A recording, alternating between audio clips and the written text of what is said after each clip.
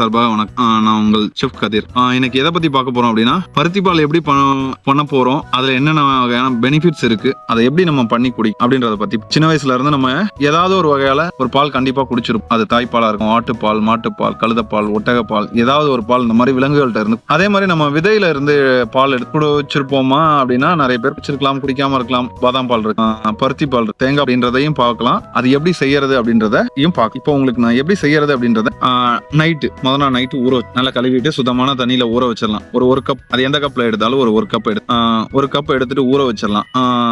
Tea வடிகட்டுல நம்ம maximum use பண்ணாததா இருந்தா நல்லா இருக்கும். இல்லைன்னா ஒரு சின்ன 2 ஸ்பூன் அளவுக்கு பச்சரிசி ஊற வச்சு ஒரு திக்னஸுக்காக பிளஸ் டேஸ்ட் நல்லா இருக்கும். பச்சரிசி யூஸ் பண்ணல நீங்க கம்மியா ரொம்ப அதிகமா யூஸ் பண்ணிட்டீங்கன்னா ரொம்ப கெட்டியா. ஏன்னா பச்சரிசி சார்பாக வணக்கம். நான் உங்கள் செஃப் கதிர்.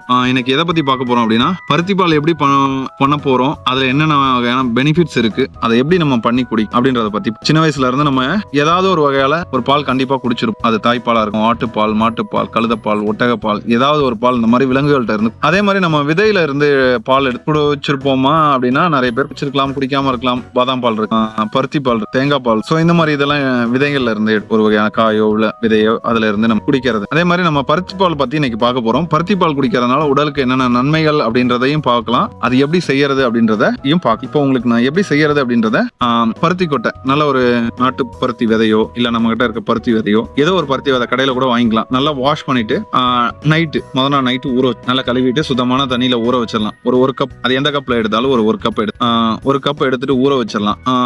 அதே மாதிரி பாத்தீங்கன்னா அடுத்த நாள் எந்திரிச்சிட்டு அதை நல்லா வாஷ் பண்ணிட்டு அரைக்கணும். அரைச்சிட்டு வடிகட்டணும். நம்ம ஜூஸ் வடிகட்டுறதுலயோ இல்ல டீ வடிகட்டுறதுலயோ நம்ம மேக்ஸிமம் யூஸ் பண்ணாததா இருந்தா நல்லா இருக்கும். இல்லைன்னா ஒரு சின்ன கதர் துணி அதுல வடிகட்டி வச்சு, அது கூட பாத்தீங்கன்னா ஒரு 10-12 பீஸ் பாதாம் ஹாட் வாட்டர் அந்த ஸ்கின்னை தனியா உரிச்சோம்னா வெள்ளையா இருக்கும். அது இல்லாம ஒரு 2 ஸ்பூன் அளவுக்கு பச்சரிசி ஊற வச்சு ஒரு திக்னஸுக்காக பிளஸ் டேஸ்ட் நல்லா இருக்கும். பச்சரிசி யூஸ் பண்ணல நீங்க கம்மியா ரொம்ப அதிகமா யூஸ் பண்ணிட்டீங்கன்னா ரொம்ப கெட்டியா. ஏன்னா பச்சரிசிக்கு அந்த கெட்டித்தன்மை அதிகம். அதனால ஒரு 2 ஸ்பூன் யூஸ் அந்த பாதாம். அதுக்கப்புறம் பாத்தீங்கன்னா தேங்காய் ஒரு கப்புக்கு ஒரு மூடியில பாதி, ஒரு தேங்காயில பாதி, ஒரு மூடியில பாதி அளவு, தேவையான அளவு வெல்லம், ஏலக்காய் 2 பீஸ், சுக்கு ஒரு சின்ன பீஸ், இதெல்லாமே எடுத்து ஏலக்காயும் சுக்கையும் நம்ம இது போடையிலேயே நம்ம பருத்தி கொட்டையா அரைக்கையிலேயே அரைச்சி, பருத்தி கொட்டையா அரைக்கையிலேயே நம்ம எடுத்து அதோட அரைச்சு அந்த பால் எடுத்து கொதிக்க விடுறதுக்காக ஒரு சின்ன பாத்திரம் ஸ்லோவா தான் கொதிக்கும். பெரிய இதுல இல்லைன்னா கொதிக்கிற வரைக்கும் நம்ம கொஞ்சம் வேகமா வச்சுட்டு கொதிக்க ஆரம்பிச்சோம்னா, அதுக்கப்புறம் பாத்தீங்கன்னா கொதிக்க ஆரம்பிச்சு அந்த பச்சை வடை, நம்ம அந்த பாதாம் பச்சரிசி அரைச்சு அதை மிக்ஸ் பண்ணி நல்லா கொதிச்சது,